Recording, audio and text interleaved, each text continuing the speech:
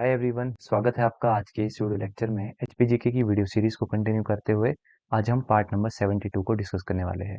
आज की इस वीडियो को स्टार्ट करने से पहले मैं आपको बताना चाहता हूँ, हमारी एक एचपीजीके की एमसीक्यू बुकलेट आती है और साथ में ही जो इकोनॉमिक सर्वे है उसकी भी पीडीएफ एमसीक्यू फॉर्म में आती है।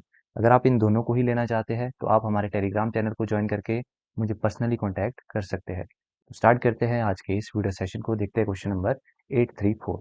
What is the term for marriage by capture in the Pangwal community? Pangwal समुदाय में पकड़कर विवाह को क्या कहते हैं? देखो, इस क्वेश्चन से हम पंगवाल ट्राइब के जो मैरिज कस्टम्स है उनको यहाँ पर डिस्कस करने वाले हैं। तो 3 तरह के मैरिज कस्टम्स हमें देखने को मिलते हैं, एक एक करके डिटेल में इनको डिस्कस करेंगे। सबसे पहले बात करते हैं पीठ चूक की। पीठ चूक का ही दूसरा नाम क्या है? चोरी। देखो, लास्ट वीडियो लेक्चर अगर आपने देखा होगा तो वहाँ पर हमने बात की थी चोरी की। उसकी स्पेलिंग थी CHOORI। तो चूरी क्या होता है? ये एक क्रॉस ब्रीड थी किसकी? याक एंड काउ की। ठीक है, तो यहाँ पर बात हो रही है चोरी की। तो इन दोनों वर्ड्स में आपने कंफ्यूज नहीं होना है। तो यहाँ पर आपका चूरी था और यहाँ पर स्पेलिंग आप देख सकते हैं CHORI। तो पीटचुक और चोरी जो है ये किस तरह की मैरिज रहती है? Marriage by capture. तो शॉर्ट पॉइंट आपने यहाँ पर याद रखना है। उसके बाद सेकेंड मैरिज कस्टम की बात करते हैं, डोगरी। ये होता है मैरिज बाय एक्सचेंज। अगली है टोपी लाना, ये होती है एक तरह की विडोरी मैरिज। तो 3 तरह के मैरिज कस्टम्स आपने पंगवाल ट्राइब से याद रखने हैं। इस क्वेश्चन में आपसे क्या पूछा गया है कि पंगवाल ट्राइब में मैरिज बाय कैप्चर जो रहती है उसको हम क्या कहते हैं? तो मैरिज बाय कैप्चर रहती है पीटचुक या फिर चोरी। तो राइट आंसर होगा इसका ऑप्शन नंबर ए। अगले क्वेश्चन की तरफ बढ़ते हैं, 835। Who typically acts as negotiator in arrange marriage among the Khampas? खंपाओं के बीच विवाह की व्यवस्था करने में आमतौर पर वार्ताकार के रूप में कौन कार्य करता है? तो देखो, इस क्वेश्चन से हम खंपा ट्राइब के जो मैरिज कस्टम्स है, ठीक है, या फिर उनके जो डिवोर्स सिस्टम है उनको हम यहाँ पर देखने वाले हैं। खंपा ट्राइब में अगर हम अरेंज मैरिज की बात करते हैं तो वहाँ पर एक नेगोशिएटर रहता है बीच में, उसे कहते हैं फाक्तुम। मोस्ट इंपॉर्टेंट ये वर्ड है फाक्तुम, आपने पॉइंट याद रखना है। फाक्तुम किसे कहते हैं? खंपा ट्राइब में जो अरेंज मैरिज में जो नेगोशिएटर रहता है, ठीक है। वहीं अगर डिवोर्स सिस्टम की बात करते हैं खंपा ट्राइब में, तो 2 तरह के डिवोर्स सिस्टम हमें देखने को मिलते हैं। वो कौन कौन से हैं उनको आपने याद रखना है। जैसे जत्सारी झा डलवा, तो ये इनका एक डिवोर्स सिस्टम है। दूसरा कौन सा है? जा छो छे, तो ये भी इनका एक डिवोर्स सिस्टम है। वहीं बात करें अगर ऑप्शंस की, तो यहाँ पर हमें देखने को मिल रहा है शुजुम चुंगी। तो लास्ट वीडियो लेक्चर अगर आपने देखा होगा तो खंपा ट्राइब में जो इनकी ट्रेडिशनल काउंसिल होती है उसे क्या कहते हैं? शुजुम चुंगी। और इस ट्रेडिशनल काउंसिल को जो हेड करता है, ठीक है, उसे क्या कहते हैं? गोवा। तो ये 2 भी हमने रिवाइज कर लिए। तो इस क्वेश्चन में आपसे क्या पूछा गया था? नेगोशिएटर। तो नेगोशिएटर को क्या कहते हैं खंपा ट्राइब में? फाक्तुम, जिसका राइट आंसर होगा option number C. Moving to next question number 836। What does जत्सारी झा दलवा और झा चोचे रेफर इन खंपा कल्चर? अभी हमने लास्ट वीडियो लेक्चर में ही खंपा ट्राइब के डिवोर्स सिस्टम को डिस्कस किया था। तो वहां पर हमने देखे थे कि 2 तरह के डिवोर्स सिस्टम रहते हैं। एक था जत्सारी जा दलवा और दूसरा था जा चोचे। अगर हम इस क्वेश्चन पे आए तो यहाँ पर इसका राइट आंसर क्या हो जाएगा? डिवोर्स प्रीसीडिंग्स। तो ये जो 2 वर्ड्स है ये एक तरह का डिवोर्स सिस्टम रहता है खंपा ट्राइब में। तो right answer is option number C. अगले क्वेश्चन की बात करते हैं, 837।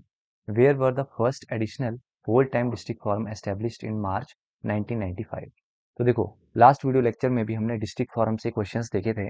एक बार फिर से हम इसको फटाफट से रिवाइज कर लेते हैं।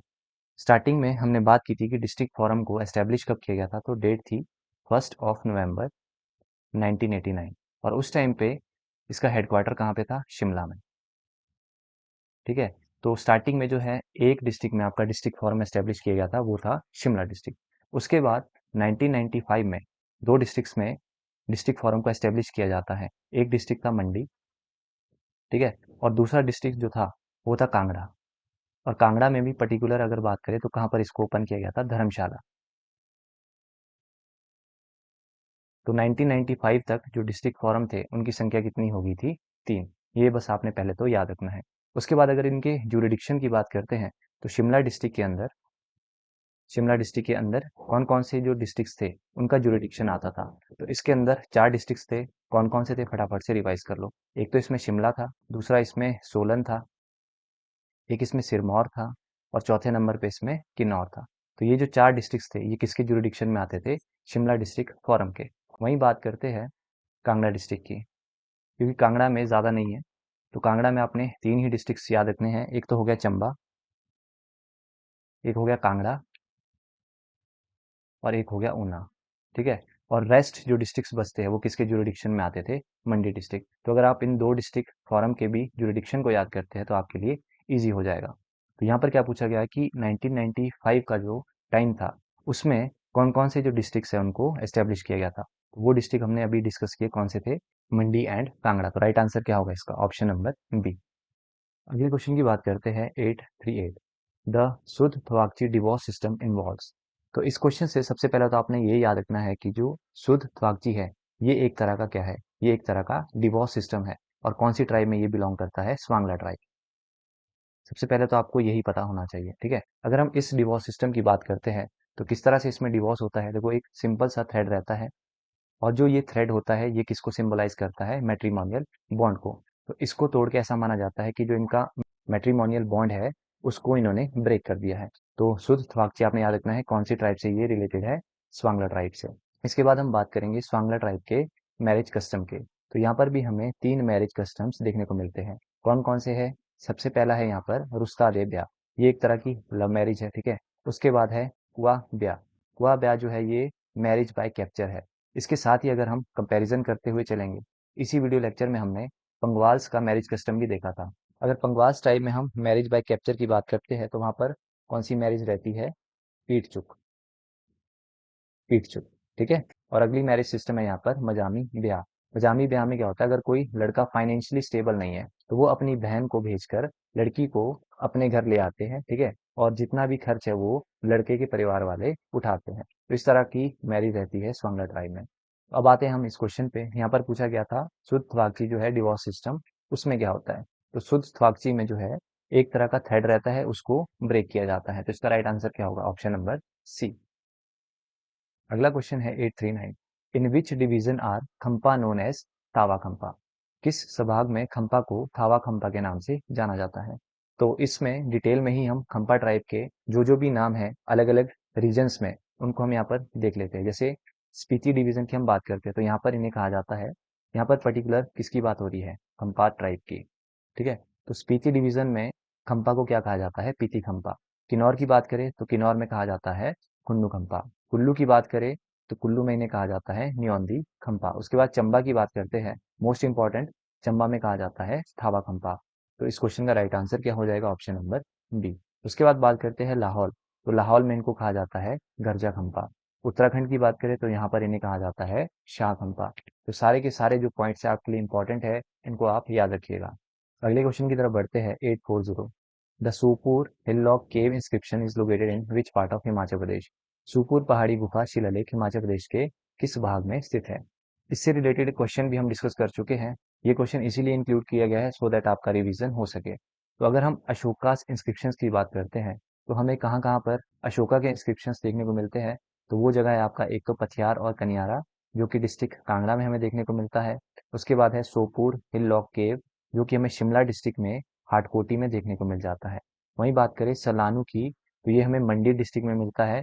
और पर्टिकुलर बात करें तो किसके नजदीक है, ये मैंगलोर के। तो इस क्वेश्चन में आपसे क्या पूछा गया है, सोपुर हिल लॉक केव इंस्क्रिप्शंस, तो ये हमें शिमला डिस्ट्रिक्ट के हाटकोटी में देखने को मिल जाता है। तो इसका राइट आंसर होगा option number B.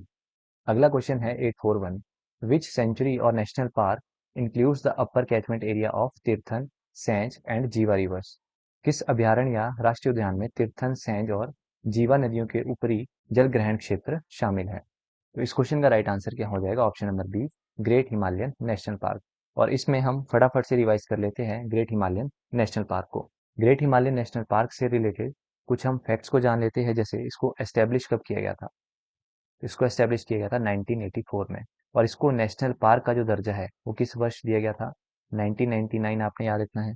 Next discuss करते हैं कि इसको यूनेस्को वर्ल्ड हेरिटेज में कब ऐड किया गया था। तो यूनेस्को में इसको ऐड किया गया था, विद डेट याद रख लो, 23 जून 2014। उसके बाद अगर बात करें कि कौन सी कन्वेंशन, इसकी मीटिंग कहाँ पे हुई थी जब इसको यूनेस्को वर्ल्ड हेरिटेज में ऐड किया गया था, तो वो मीटिंग हुई थी दोहा में। तो ये भी आप याद रख लो, ये भी पूछ सकते हैं। उसके बाद अगर इसके एरिया की बात करते हैं तो एरिया कितना है इसका, 1171 स्क्वायर किलोमीटर। उसके बाद यहाँ पर पिन वैली नेशनल पार्क है। इसका बस आपने एस्टेब्लिशमेंट ईयर याद रखना है। तो इसका एस्टेब्लिशमेंट ईयर है 9 Jan 1987। मोस्टली आपको ईयर यहाँ पर याद होना चाहिए। अगला क्वेश्चन है 842, Shingo La is the name of which pass. तो एक एक करके हम यहाँ पर सारे ऑप्शंस को डिस्कस कर लेंगे। सबसे पहले हम बात करते हैं शिंगोला पास की। देखो जो शिंगोला पास है ये लाहौल एरिया को किससे कनेक्ट करता है, जास्कर रीजन से, जास्कर रीजन ऑफ लद्दाख। ठीक है, तो इसका राइट आंसर क्या हो जाएगा, ऑप्शन नंबर ए। इसी के साथ साथ अगर हम और पासिस को डिस्कस करें, जैसे बारालाचा पास, तो बारालाचा पास किसको कनेक्ट करता है, ये लाहौल एरिया को किससे कनेक्ट करता है, ले एरिया ऑफ लद्दाख। उसके बाद रोहतांग पास की बात करें तो ये कुल्लू को किससे कनेक्ट करता है, लाहौल से। उसके बाद अगर जलोड़ी पास की बात करें तो ये इन्नर सराज को किससे कनेक्ट करता है, आउटर सिराज से। और ये कुल्लू डिस्ट्रिक्ट में ही हमें देखने को मिल जाता है।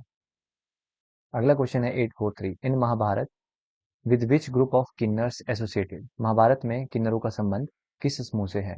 तो सारे के सारे फैक्ट्स मैंने यहाँ पर इंक्लूड कर दिए हैं। जैसे हम बात करते हैं महाभारत में, तो महाभारत में किन्नर्स को किसके साथ दर्शाया गया है, गंधर्व के साथ।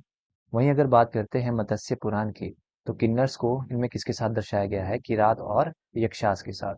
वहीं अगर वायु पुराण की हम बात करते हैं तो यहाँ पर ये बताया गया है कि जो किन्नर्स थे वो इनहेबिटेंट थे महेंद्र माउंटेन्स के। ठीक है, ये वाला जो पॉइंट है ये आई थिंक एलाइड में भी पूछा जा चुका है। ठीक है, तो ये इंपॉर्टेंट है हमारे लिए। तो ये था आज का वीडियो सेशन। उम्मीद करता हूँ वीडियो आपको पसंद आया होगा। अगर आपको वीडियो अच्छा लगा है तो वीडियो को लाइक ज़रूर करिएगा। चैनल पे नए हो तो चैनल को सब्सक्राइब ज़रूर करिएगा। मिलते हैं नेक्स्ट वीडियो में। Till then bye bye.